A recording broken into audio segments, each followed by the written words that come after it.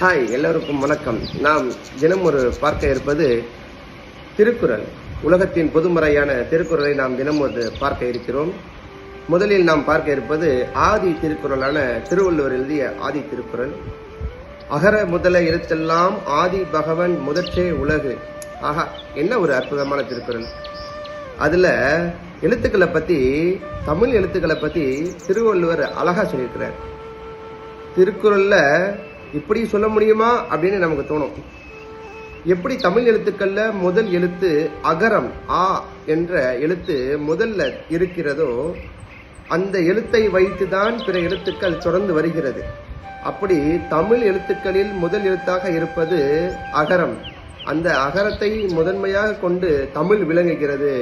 அதனை போல உலகத்தில் இருக்கக்கூடிய அனைத்து பொருட்களுக்கும் முதன்மையானவன் இறைவன் அப்படின்னு அழகா சொல்லியிருக்காரு நம்முடைய திருவள்ளுவர்.